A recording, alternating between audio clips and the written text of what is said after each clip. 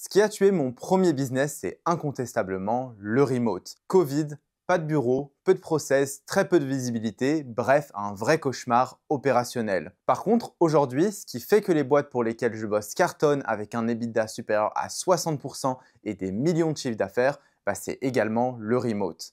Et la différence entre les deux, c'est quoi?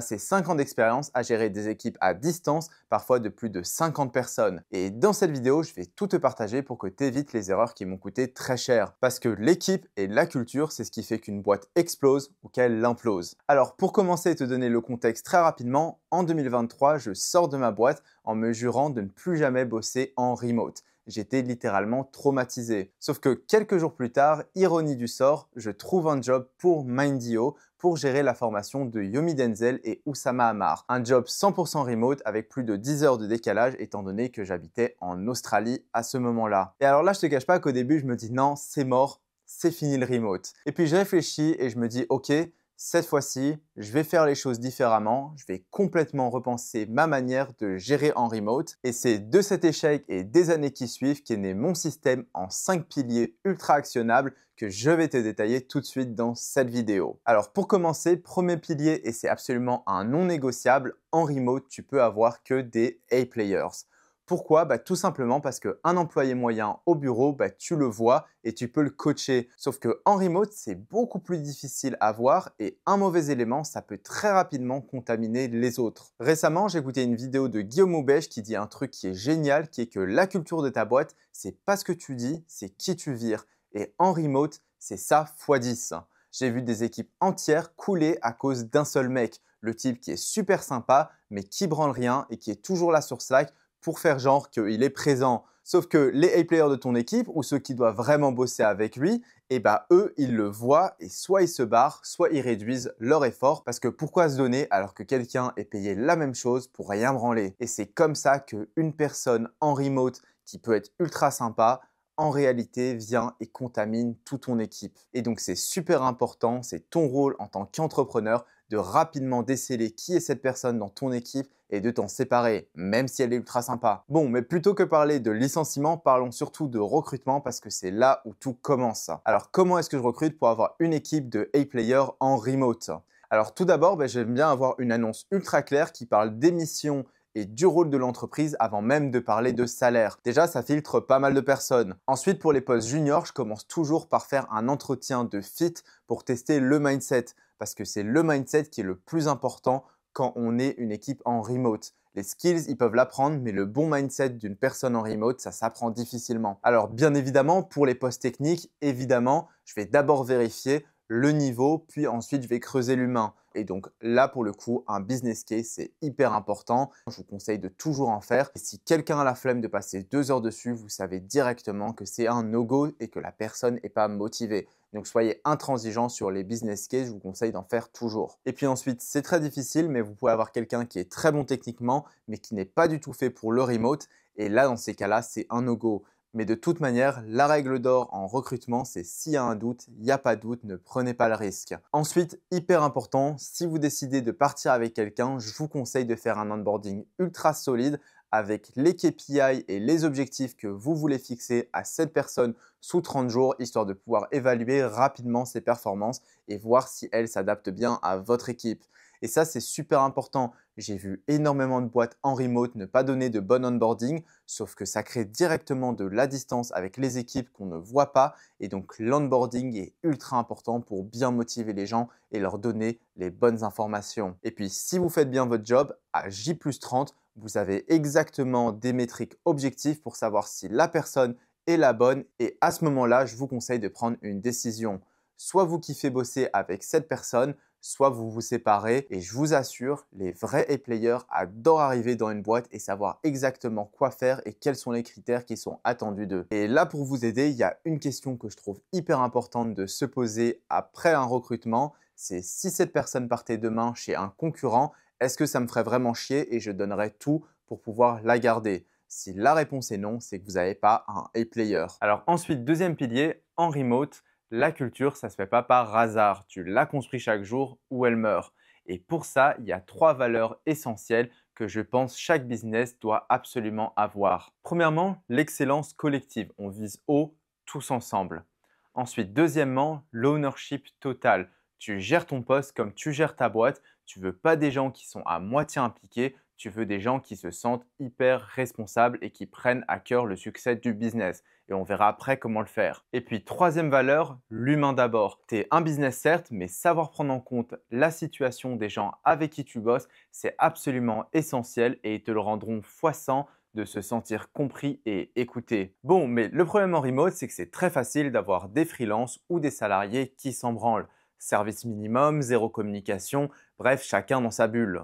Pour te donner un exemple, quand j'ai repris la formation d'un infopreneur assez connu dont je vais taire le nom, c'était exactement ça. 50 personnes, même Slack, mais autant d'interactions qu'entre des inconnus dans le métro parisien. Ou bon, c'est presque une règle un peu implicite de pas se parler et de tirer la gueule. Donc en gros, les sales connaissaient pas les mecs au marketing, les gars au produit connaissaient pas ou communiquaient jamais avec les mecs au coaching. Bref, personne n'avait la big picture et résultat, on perdait un temps fou et la motivation avec. Et alors comment est-ce que j'ai réussi à transformer ça en 2 mois? Avec 4 rituels très simples. Premièrement, le weekly sprint d'environ 30 minutes où en gros, pour faire très simple, les 5 premières minutes, c'est simplement une conversation assez informelle, histoire de créer un petit peu de lien social. Ensuite, on va avoir 5 minutes qui vont être dédiées aux top 3 wins de la semaine et aux top 3 apprentissages. Ensuite, 10 minutes sur les KPI par pôle. Donc là, l'idée, c'est que tout le monde voit l'état du business et donc ça permet de mettre tout le monde sur le même niveau d'information, comprendre là où ça va bien et quelles sont les difficultés, mais avec des métriques par pôle qui sont très claires.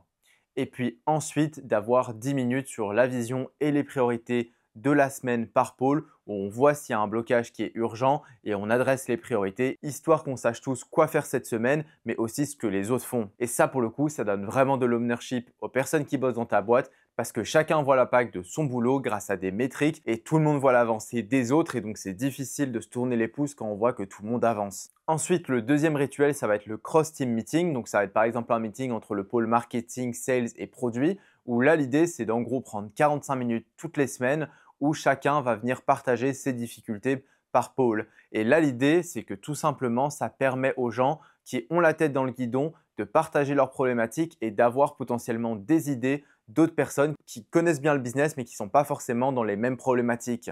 Et c'est généralement comme ça qu'il y a plein d'idées qui fusent et qu'il y a des conversations ultra constructives. Et donc pour ce genre de réunion, c'est hyper important qu'il y ait une ambiance ultra décontractée où les gens peuvent dire vraiment tout ce qui leur passe par la tête. Le but, c'est de faire un gros brainstorming, histoire que vous ne limitez pas les idées créatives et qu'au final, il y a forcément quelque chose qui va ressortir. Donc ça, c'est super important. Prends le temps, si tes équipes ne se parlent pas, de faire en sorte qu'il y ait des réunions entre elles, d'assister à certaines, de détendre l'atmosphère pour ensuite que ça devienne un rituel. Ensuite, troisième rituel, c'est d'avoir un one-to-one avec les chefs d'équipe, les chefs de pôle. Donc là, pour le coup, c'est 5 minutes de perso, histoire de créer un peu de lien social à nouveau. Et puis ensuite, c'est 10 ou 15 minutes sur les priorités et les blocages, histoire de à nouveau réaligner les personnes qui décident dans ton business sur les priorités. Et puis, dernier rituel, le monthly review, où là, l'idée, c'est simplement de faire un bilan du mois, de partager les initiatives qui étaient bonnes et d'avoir 10, 15, 20 minutes à la fin où les gens peuvent proposer des initiatives ou des idées d'amélioration pour le prochain mois. Bon, mais je te vois venir, tu vas me dire, Greg, tout ça, ça fait beaucoup de meetings. Alors oui, c'est généralement 2 ou 3 heures par semaine, mais je t'assure que c'est 2 ou 3 heures qui transforment des freelances isolés en une vraie équipe soudée. Et donc, c'est 2 ou 3 heures qui sont extrêmement bien investies, je te le garantis. Bon, mais alors attention parce que trop de meetings, ça tue aussi un business. Et c'est pour ça qu'il faut absolument avoir le bon équilibre entre synchro et travail asynchrone. Et c'est pour ça que mon troisième pilier, c'est d'avoir 80% de communication en asynchrone et 20% en synchrone. Sauf que ce 20% est hyper important parce que les top performers dans ton équipe ont besoin de concentration profonde pour vraiment travailler. Ils ont besoin de faire du deep work, mais ils ont aussi besoin de connexion humaine quand on est en remote. Sauf que le problème classique du remote, c'est soit que je vois des gens ultra isolés, soit au contraire, ça va être la réunionnite aiguë où les gens peuvent littéralement plus travailler, ils sont tout le temps en réunion. Et ça, pour le coup, je le vois dans énormément de boîtes en remote où c'est une catastrophe. L'envie de surcompenser le manque de présence physique par des meetings à tout va, à rallonge, à ne plus en finir. Et pour moi, c'est non seulement contre-productif, mais c'est littéralement une prise d'otage du temps de tes employés. J'ai vu des boîtes faire 5 heures de meeting par jour avec des calls à 15 personnes où 12 ne servent strictement à rien. Donc si tu fixes des réunions de 45 minutes, sauf que très régulièrement ça finit en 2 ou 3 heures, pose-toi les bonnes questions. Parce que le résultat, c'est que les meilleurs se barrent parce qu'ils ne peuvent plus bosser et ils en ont marre. Et donc ma règle d'or inspirée de ce que dit très bien Elon Musk, si tu n'apportes pas de valeur dans un meeting, pars-toi. C'est pas impoli, c'est juste respectueux de ton temps et du temps des autres et de l'entreprise. Donc c'est super important et ça doit absolument faire partie intégrante de la culture de ton entreprise. Si tes salariés servent à rien dans un meeting, par pitié, laisse-les faire autre chose. Et alors, pour faciliter la communication en remote, j'aime bien utiliser un stack ultra simple. Premièrement, ça va être d'utiliser un Loom pour tout ce qui va être un brief de plus de 3 lignes. Et donc là, l'idée, ça va être de faire des vidéos entre 5 et 10 minutes parce que sinon, personne ne regarde, même en x2. Ensuite, deuxième outil, ça va être d'avoir un Notion avec tous tes process et tous tes trucs dedans, histoire que tout soit centralisé et que tout le monde puisse y accéder. Ensuite, en 3, ça va être d'avoir un Slack pour la coordination, où là, la règle d'or, c'est d'essayer d'avoir une réponse sous 4 heures maximum. On n'est pas des urgentistes, on n'a pas besoin de réponses sous 10 minutes, mais c'est quand même important d'avoir des réponses assez rapides dans une journée de travail normale. Bien évidemment, si tu as des décalages horaires, il faut aussi le prendre en compte. Et avec ça, normalement, tu devrais pas mal fluidifier ta communication. Mais bon, pour que l'asynchrone fonctionne vraiment, il faut que tout le monde ait le même niveau d'information. Et pour ça, le quatrième pilier, ça va être d'avoir une transparence radicale et un tracking ultra performant. Pourquoi? Tout simplement parce que la confiance en remote, ça vient principalement de la transparence. Je peux te le dire, un des pires poisons que tu peux avoir en remote, c'est le flou. Ça tue littéralement une équipe. Donc quand ça va pas, faut l'expliquer, il ne faut pas laisser les gens deviner. Et quand ça va bien, faut aussi l'expliquer et expliquer pourquoi ça va bien. Sinon, tes équipes, elles passent leur temps à psychoter et à se demander pourquoi est-ce qu'on me dit rien? Est-ce que j'ai merdé quelque part? Est-ce que je vais me faire virer? Et donc tout ça, c'est de l'énergie gaspillée à s'inquiéter et donc c'est de l'énergie en moins pour travailler et faire vraiment avancer ta boîte. Mais donc si tu es CEO ou COO, ton job, c'est simple, c'est de donner le cap. Parce que les gens ne peuvent pas t'aider à ramer s'ils ne savent pas où ils doivent aller. Et c'est absolument OK de changer de direction en cours de chemin. Par contre, c'est absolument pas OK de naviguer à l'aveugle pendant des mois. Les gens ont besoin d'une vision et d'une direction qui est claire, même si elle est changeante. Et donc dans mes boîtes, on essaye de partager au maximum les choses. Le chiffre d'affaires mensuel, l'EBITDA, la trésorerie et combien de mois on a en trésor, les performances par projet, etc., etc. Parce que quand tout le monde voit les chiffres et comprend ce qui se passe, tout le monde rame dans le même sens. Bon, et puis un point important de ce quatrième pilier, c'est la documentation. Alors là, pour le coup, soyons hyper pragmatiques. J'ai vu récemment pas mal de boîtes où je vois des gens qui passent des semaines à documenter des process dont tout le monde s'en fout et que personne ne lira jamais, histoire d'avoir des process bien documentés. Alors c'est très simple, mais ta profession à toi, c'est entrepreneur, pas écrivain. Si personne ne va lire tes SOP de 50 pages, il y a probablement une raison, mais donc fais pas chez ton équipe à leur demander de documenter des process que personne ne relira. Si tu veux écrire, fais-toi un journal intime, mais laisse ton équipe bosser. Trop de process, ça tue une boîte, surtout quand elle est petite.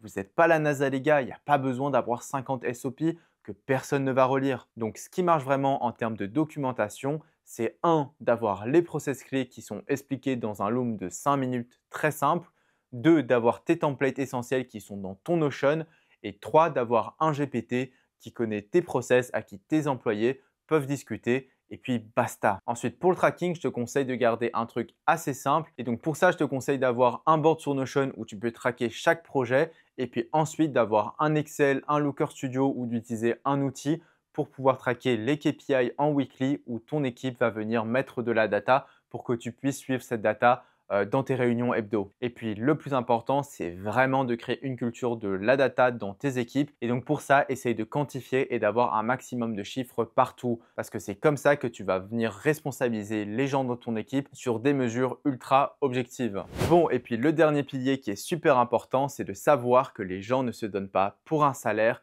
ils se donnent pour une mission. Parce que la réalité, c'est que ce n'est pas les bonus qui motivent tes équipes à tout donner, c'est de faire partie de quelque chose de plus grand. Et je sais que ça peut te paraître un peu niais dit comme ça, mais je l'ai vu trop de fois pour ne pas te le dire. Et donc pour te donner un exemple ultra concret, pendant les webinaires ou les 5-day challenge, j'ai vu des équipes bosser littéralement comme des dératés, 15 heures par jour, week-end inclus. Et pourquoi? Pas pour le bonus de fin qui était souvent dérisoire, mais parce que tout le monde était à fond sur un objectif qui était commun. Et donc l'adrénaline, l'émulsion, le sentiment d'être tous dans le même bateau, ça vaut pour beaucoup de gens beaucoup plus qu'un bonus. Parce que la réalité, c'est que les gens bossent quand ça les fait kiffer, quand ça a du sens pour eux et quand ils se sentent reconnus. Et pas pour 500 balles de bonus potentiel par mois. Alors évidemment, ça peut aider et il faut absolument incentiver les gens correctement.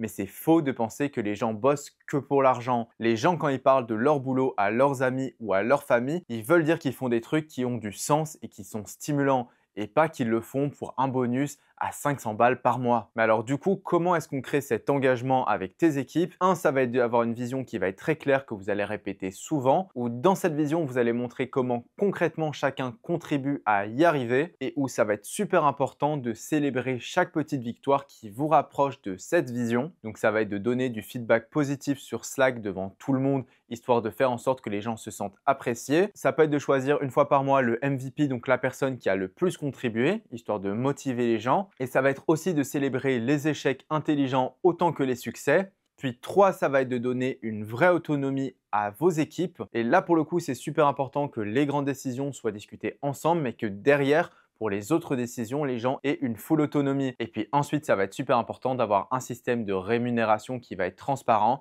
avec une grille salariale qui est claire. Et puis ensuite, d'avoir un bonus par équipe à hauteur de 70% et puis un bonus individuel à hauteur de 30%, histoire que chacun puisse se donner, mais que c'est l'ensemble qui prime. Et puis dernièrement, je te conseille d'avoir un plan de carrière qui est assez clair où tu peux faire évoluer les gens tous les 6 mois ou 1 an, que ça soit en termes de salaire ou que ça soit en termes de responsabilité et de position. Bon, mais je vais pas te mentir, le remote, ça peut avoir un énorme ROI pour ton business, mais ça a aussi beaucoup de galères. Premièrement, il y a un vrai isolement qui est réel. Deuxièmement, ça demande une discipline personnelle qui est super importante quand on est en remote. Troisièmement, généralement, les 3 premiers mois de transition peuvent être très difficiles. Et c'est pour ça que je te déconseille de recruter des gens qui sont trop juniors parce que les faire monter en compétences à distance et les garder disciplinés et motivés, c'est souvent super difficile. Et donc le remote, c'est un environnement qui peut extrêmement bien fonctionner, mais pas avec tout le monde. Par contre, le gros avantage si tu réussis, c'est de pouvoir recruter partout dans le monde les meilleurs talents, peu importe où ils sont. Et ça, pour le coup, ça a vraiment pas de prix. Bon, mais maintenant, répondons à la critique principale du remote que j'ai pas encore adressée, qui est que c'est impossible de faire confiance en remote et qu'il faut absolument tout fliquer. Et là, pour le coup, j'ai une réponse qui est très simple, c'est que si tes employés atteignent leurs objectifs et livrent à temps, qu'est-ce que tu en as à faire qu'ils soient pas au bureau de 7 h du matin à 19 h ou qu'ils soient en train de regarder Netflix pendant 1 h 30 à la pause déjeuner? Pour moi, ça n'a strictement aucune importance. Si tu es en remote, il faut absolument que tu oublies tes préjugés du 9 to 5. Tu vas avoir des gens qui potentiellement seront sur un autre fuseau horaire. Et là, pour le coup, il va falloir que tu penses métrique et efficacité business. Et donc, avec le bon système, le remote, c'est au contraire beaucoup plus facile de faire confiance que en fait au bureau. Pourquoi? Tout simplement parce qu'avec cette distance, tu vas avoir moins de billets que si tu voyais la personne et que tu te liais d'amitié à force de les voir tous les jours au bureau. En remote, avec le bon système, c'est beaucoup plus est-ce que cette personne a atteint les objectifs? Oui ou non. Et donc, c'est beaucoup plus facile de mettre de côté les mauvais éléments. Bon, mais alors attention, nuance importante que je vois peu de gens en 100% remote faire. Pour moi, quand tu es en 100% remote, c'est très important de garder une forme de team building en présentiel. Donc, si tu peux réunir tout le monde une fois tous les 6 mois, je t'assure, fais-le parce que c'est là qu'il va y avoir des liens profonds qui vont se créer et l'énergie d'être enfin ensemble après 6 mois, en fait, ça multiplie la productivité x 10. Et donc, c'est là où tu vas vraiment charbonner, avoir un gros impact sur ton business. Bon, mais alors, petit récapitulatif rapide. On a 5 piliers pour avoir une boîte en remote qui cartonne. Le premier, c'est d'avoir une densité de talent la plus importante possible. Donc, avoir un maximum de A-players. Ensuite, le deuxième, c'est d'avoir une culture intentionnelle. Et donc pour ça, il y a 4 rituels à mettre en place pour créer du lien. Le weekly meeting, le cross meeting pour faire en sorte que les gens dans son équipe se parlent, le one-to-one avec le gérant de chaque pôle qui prend généralement 10 minutes pour réaligner les priorités et être sûr que tout le monde est aligné. Et puis le monthly reviews, histoire de mettre tout le monde au même niveau d'information et d'avoir un petit peu plus de recul sur ce qui se passe dans le business. Troisième pilier, le 80-20, donc 80% de travail en asynchrone et 20% en synchro. Il ne faut vraiment pas avoir trop de meetings et vraiment favoriser le deep work, mais les meetings pour le coup, sont super importants pour créer ce lien social qui garde les A-players motivés. Ensuite, le quatrième pilier, c'est d'avoir un maximum de transparence et un maximum de tracking pour créer une vraie culture de la data dans ton entreprise. Et puis le cinquième pilier, c'est d'avoir une vision qui est partagée parce que les gens bossent pour du sens, pas pour des bonus. Et donc, c'est super important de leur donner cette vision.